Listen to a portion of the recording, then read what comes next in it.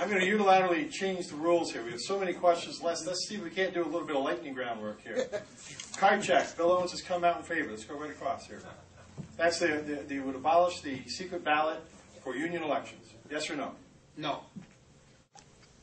Wait, what's the question again? Card check. Bill Owens is in favor of card check. Yes. They're abolishing. We're in favor of card check, which would abolish the secret ballot in union elections. How do you feel about that? Yes. You're in favor of abolishing? I'm opposed to Bill Owens' vote. Okay.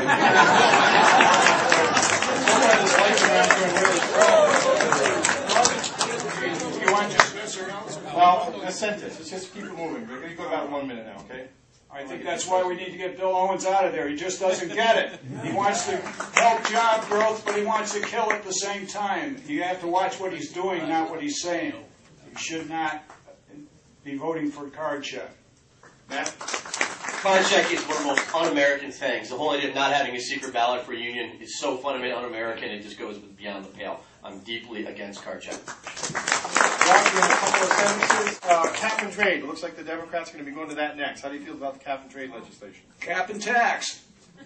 Everybody's going to have more to pay in their utility bills, and again, it's a business killer. And Bill Owens says he wants to help business and grow jobs. He just doesn't get it. We can't let him stay there, people. We have to get rid of him. He doesn't know what helps business. You can't help business by increasing their energy bills. You can't penalize them and tax them to death. Let's get rid of Bill Owens.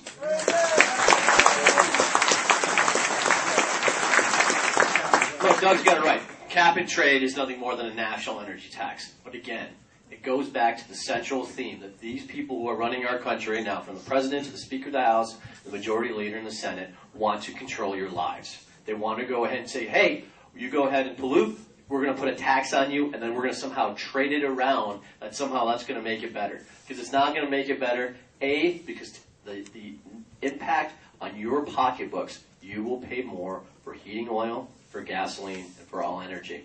But two, this is the part that's unbelievable. India, China, Mexico, they're not going to live under cap and trade.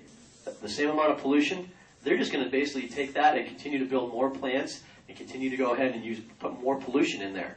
So essentially, it's a tax on everybody in this room to allow China to go ahead and build more plants. It is fundamentally wrong. We need to get Bill Owens out of there, and Matt Doheny will never vote for that.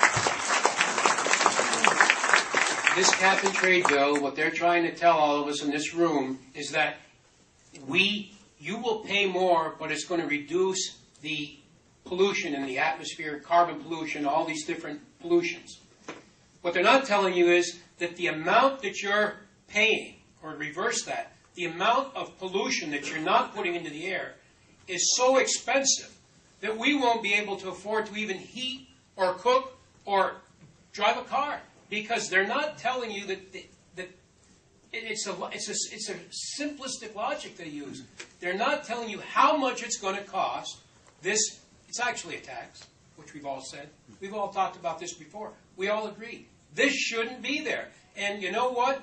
To be honest with you, this was asked last year.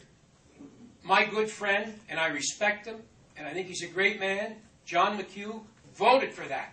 And somebody asked me that question. You're a good friend of his. Why did he vote for it? So you call Congressman McHugh. But he tried to get something good inserted into a bad bill. And what we got to start doing, and when I go to Washington, if you send me there, or I think any of these other two gentlemen, you got a bill, you put the bill in and you let it pass on its merits. You don't try and tie it to another bill.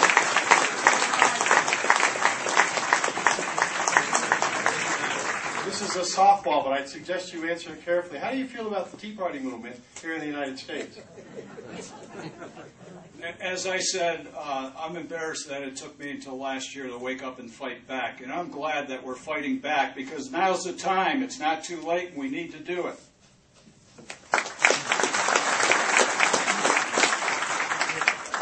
Okay, I think that you folks here and across this country are really rallying around a cause. And I believe in the cause like we all do.